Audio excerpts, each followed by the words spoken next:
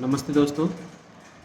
आज काफ़ी दिनों बाद आप सभी के समक्ष उपस्थित हूँ और आशा करता हूँ आप सभी की जो भी साक्षात्कार से संबंधित जो भी तैयारी है बड़ी अच्छे से चल रही होगी और रिज़ल्ट आने की प्रतीक्षा में हैं सभी, क्योंकि रिज़ल्ट का कोई अनुमान नहीं लगाया जा सकता। रिज़ल्ट का एनी टाइम कभी भी दे सकता है। केंद्रीय विद्यालय उसकी अपनी पॉलिसीज़ हैं, वो कभी भी अपना रिज़ल्ट प्रकाशित करेगा। फ़िलहाल इंटरव्यू की प्रक्रियाएं जारी हैं। एसी वगैरह और प्रिंसिपल प्राचार्यों के और पीआरटी म्यूजिक वगैरह के सब शेड्यूल आ ही चुके हैं, आप जानते हैं।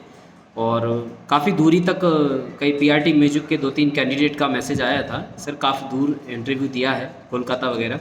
तो ऐसा संभव है क्योंकि केंद्रीय विद्यालय भारत के किसी भी कोने में सर्व करता है, तो किसी भी कोने में आपके साक्षात्कार ले सकता है।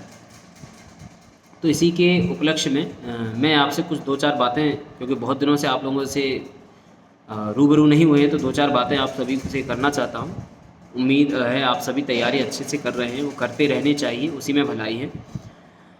टीचिंग प्रैक्टिस पर फोकस करिए। अगेन एंड अगेन बात बता रहा हूँ, संस्कृत संभाषण और टीचिंग प्रैक्टिस पर ही फोकस करिए। आप ज़्यादा शास्त्रों के ज्ञान में मत भटक जाइएगा, वो ज़्यादा मैटर नहीं करेंगे।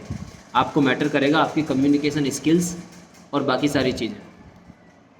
टीचिंग फैक्टर पर काम करिए और इसी के साथ संस्कृत संभाषण के आप लोगों ने उत्तर प्रदेश संस्कृत संस्थान का ज्वाइन किया होगा, वहाँ से उसको कर लीजिए, अथवा कहीं से भी करिए। थोड़ा सा धारा प्रवाह संस्कृत को फ्लो में लाइए, धारा प्रवाह में लाइए उसके, क्योंकि साक्षात्कार को संभाल लीजिए। उसके बाद तो आपको उतनी आवश्यकता उसमें ज़्यादा जाने की ज़रूरत नहीं पड़ेगी।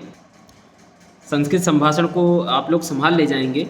अटकना तो है हैं, मम नाम अमनः अस्ति हैं, मम शिक्षा, इस तरीके से बोलते जाएंगे। कहीं अटक भी सकते हैं, ये जेन्युइन है, लेकिन उसको संभाल लीजिएगा। थोड़ा सा क्या है, जब हम धारा प्रवाह बोलते हैं तो दिमाग में वो एक चीज़ चलती है एक, कि आगे जो शब्द क्या आना चाहिए, उसकी विभक्ति वचन क्या आना चाहिए। मेरे साथ भी होता था, लेकिन क्योंकि हम लोगों को तो पढ़ाया ही संस्कृत में गया है ना।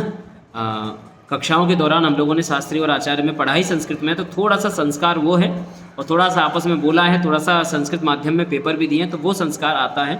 बाकी उसको आप इस तरीके से संभाल सकते हैं ना, और प्रैक्टिस करते रहिए। छोटे छोटे से वाक्यों को अभ्यास में आप प्रतिदिन बोलिए। बहुत परम आवश्यक है ये बात कि आप प्रतिदिन कुछ वाक्यों को बोलें, जिसलिए वहाँ अटके नहीं। कम से कम वहाँ बोले जाने वाले वाक्यों को तो कम से कम बोलें, है ना, ये हो जाएगा। और डेमो के लिए आप बोर्ड पर अभ्यास करिए, नए नए टॉपिक पढ़ाइए। कभी संधि पढ़ा दीजिए, है ना, कभी आप वहाँ पर जाकर के वर्ण विचार को थोड़ा सा पढ़ा दीजिए, कभी वर्ण विच्छेद पढ़ा दीजिए, है ना, किसी कहानी को पढ़ा लीजिए, किसी कविता को या श्लोकों को पढ़ा लीजिए।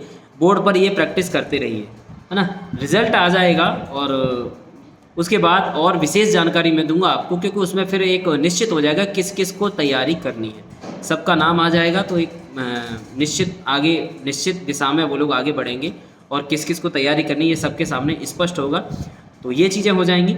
और इन्हीं सारी महत्वपूर्ण जानकारी के साथ और रिज़ल्ट का परीक्षा फल हमारा जो अनुमान था, हालांकि वो अनुमान ऐसा आया कि वो उसमें प्राचार्य का और पीआरटी म्यूजिक का रिज़ल्ट आया, टीजीटी का नहीं आया। टीजीटी का भी अब आने की कभी भी संभावना है ना, कभी भी आ सकता है। अभी केंद्रीय विद्यालय की अपनी संगठन के पदाधिकारियों की अपनी एक पॉलिसी है, वो कब किसको प्रकाशित करेंगे, क्योंकि अभी उसका भी चल रहा है, प्रवेश प्रक्रिया भी पूरी चल रही है, बाकी सारी चीज़ें चल रही हैं। इंटरव्यू के लिए पर्पज़ से सकारात्मक रहिए और तैयारी क्या करना है, आपको अपने कम्युनिकेशन संप्रेषण कौशल को बढ़ाना है।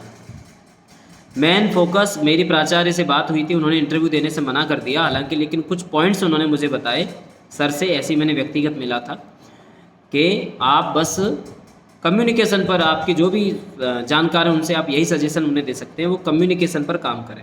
कम्युनिकेशन पर काम करेंगे तो बेहतर होगा।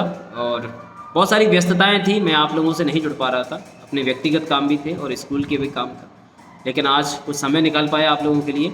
बस ऐसे ही साथ जुड़े रहिए, और भी अगर महत्वपूर्ण जानकारी कभी मिलेगी मुझे तो मैं आप तक ज़रूर पहुँचाऊँगा। बहुत बहुत धन्यवाद।